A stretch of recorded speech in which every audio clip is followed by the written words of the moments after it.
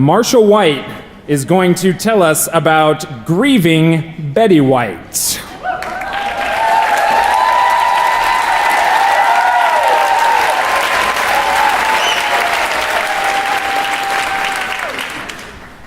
We met in middle age, lived together, just the two of us, for 11 years, and she died sleeping at my feet on Saturday, January 28th of this year. Betty was the best dog ever. You might think I named her Betty to be clever, but Betty was her name when she crawled into my lap at the Capital Humane Society, looked up and said, "Take me home." Of course, her name drew attention, and many people always called her by her full name, Betty White. I wrote the human Betty White to tell her about her namesake and received this autographed photo in the mail.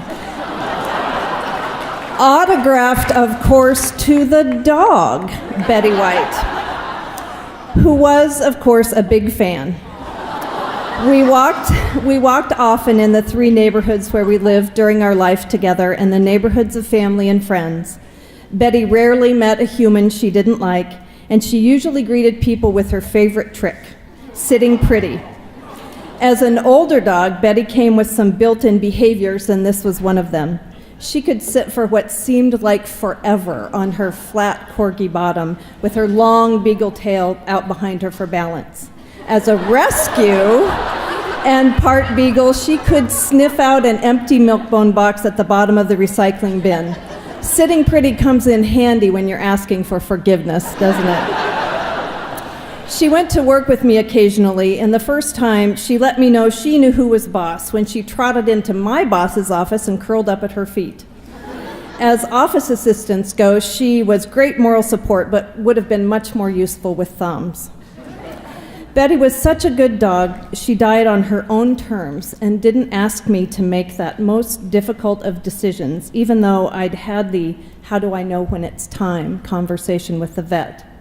So even though it wasn't a surprise when she died, I was completely unprepared.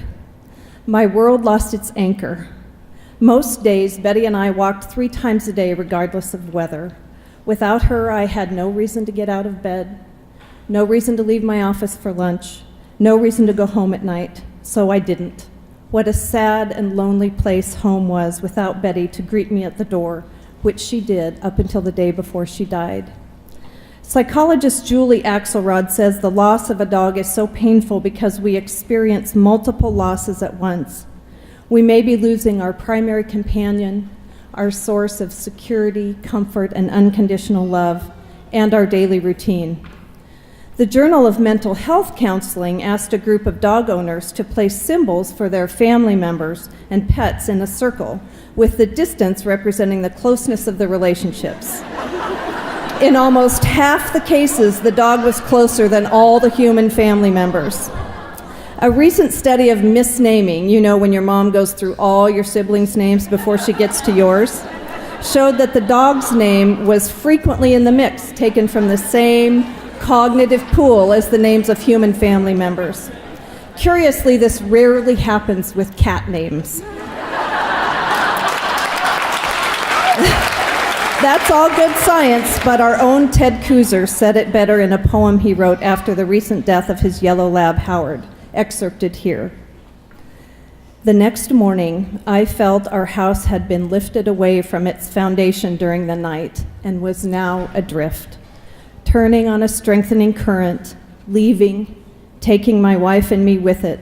And though it had never occurred to me until that moment, for 15 years, our dog had held down what we had by pressing his belly to the floors, his front paws too, and with him gone, the house had begun to float out onto emptiness, no solid ground in sight.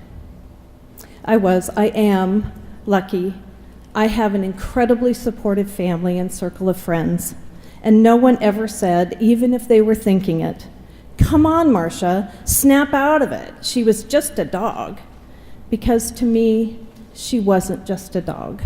She was my rock, my clock, my source of unconditional love, and a creature I could pour love into and have it always be enough. People ask when I'm going to get another dog. I thought I would, and that I would know when the time was right. That time hasn't come, and I'm less and less sure that it ever will. What I really want to tell you tonight boils down to this. Love is love. Loss is loss. Grief is grief. Regardless of the source, we need to honor all of that in each other. Betty White was a good dog, and I miss her every day.